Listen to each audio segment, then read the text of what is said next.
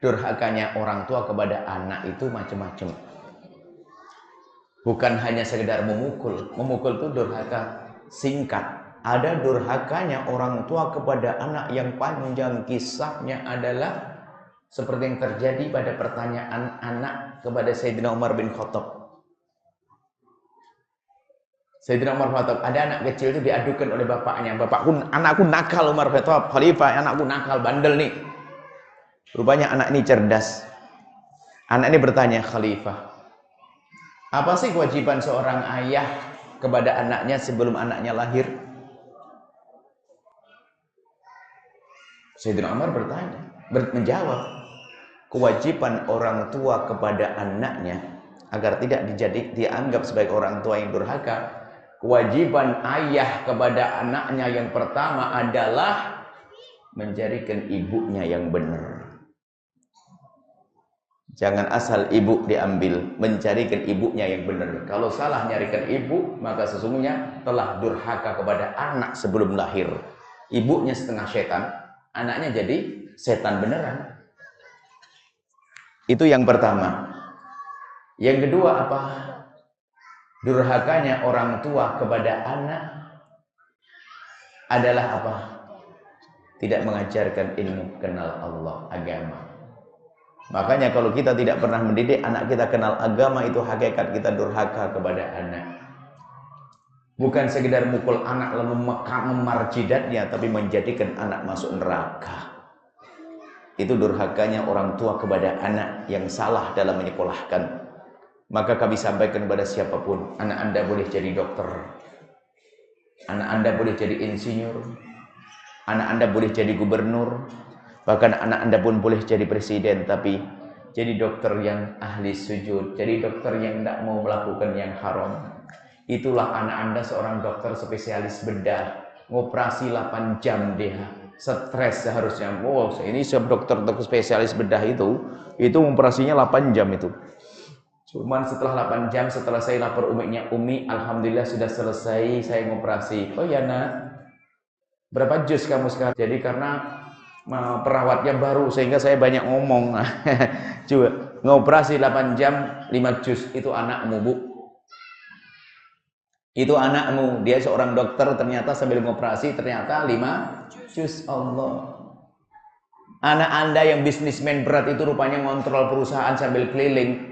Ternyata laporan kepada ibunya, Umi hanya 3 jus Mi. Loh kenapa? Rupanya banyak yang nggak bener tempat-tempat, sehingga banyak ngomong Mi saya Mi. Allah, itu anak Anda yang waktu kuliah ngambil fakultas apapun, ternyata di tasnya ada mushaf, wajahnya selalu basah dengan air wudhu. Itu adalah anakmu. Itu adalah anakmu tuh. Yang di saat tengah malam tahajud dia menangis minta kepada Allah, itu anakmu. Yang biarpun kuliah dia tidak akan ketinggalan sholat duha, itu adalah anakmu. Yang pada akhirnya dia tidak akan berani ngangkat suara di hadapanmu, itu anakmu. Yang pada akhirnya dia sangat perhatian kepada urusanmu, itu adalah anakmu. Maka pendidikan yang benar, jika anak tidak kita beri pendidikan yang benar, di dunia dia akan menyiksa anak orang tua. Dia di dunia sudah kurang ajar dengan bapaknya, lihat. Bahkan lihat, bisa saja bapaknya sudah lemah, dibentak-bentak, ujung-ujungnya ditaruh di panti jompo. Atau dibuatkan meja sendiri, makanya di pinggir sana biar nggak ngotorin. Itu adalah di dunia sudah disiksa oleh seorang anak yang kurang ajar, anak tidak berbakti. Belum sampai di sini. Ternyata sampai nanti di akhirat, karena anaknya durhaka, anaknya masuk neraka. Di saat anak masuk neraka, ternyata anak nuntut kepada malaikat, saya jahat kepada ibu saya karena bapak ibu saya sebabnya. Kenapa? Bapak ibu saya tidak mengenalkan saya dengan ustadz, tidak kenal agama. Tolong bapak saya masukkan ke neraka juga. Padahal bapak ibunya jago umroh, jago haji, masuk neraka bersama sang anak. Hati-hati.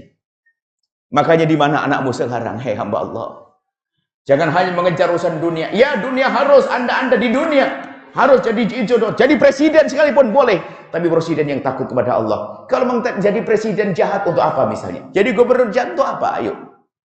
Itulah durhaka. Durhakanya orang tua anak adalah salah memberikan pendidikan. Memang anak Anda tidak harus jadi ustadz. Oh bukan. Kami tidak mengatakan jadi ustadz. Akan tapi paling tidak, itu loh anakmu yang di saat anak laki-lakimu yang ganteng itu, Di saat ada wanita yang mohon maaf kurang rapi bajunya, dia pun tidak mau memandangnya. Dia selalu menatap ke bumi. Kalau berbicara sopan, santun, itulah anak-anak Anda. Hei para orang tua, jangan durhaka kepada anakmu. Di mana pendidikan anak-anakmu? Kemudian yang ketiga, kata Sayyidina Umar bin Khattab adalah beri nama yang baik dong. Beri nama yang baik. Rupanya anak itu langsung protes. Ya Khalifah Umar, ayah saya ngadukan saya kepadamu biar saya dihukum. Ternyata yang jahat bapak saya dulu. Saya diberi ibu yang dia tidak ngerti akhlak. Ibu saya sangat tidak baik.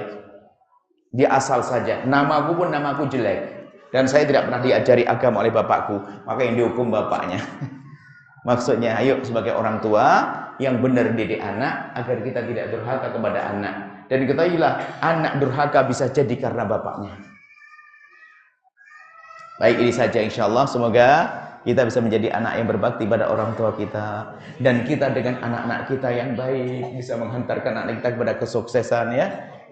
Dan tolong anak-anakku semuanya, anak-anakku yang adik-adik kecil ini, semuanya anak-anakku, tolong kenalilah Allah dan Rasulnya. Biar kita semakin menikmati saat harus berbakti kepada orang tua. Berbakti pada orang tua itu susah, kadang sering marah dengan orang tua. Orang tua tanya sekali saja langsung marah. Padahal kita waktu bertanya dulu masih kecil berkali-kali.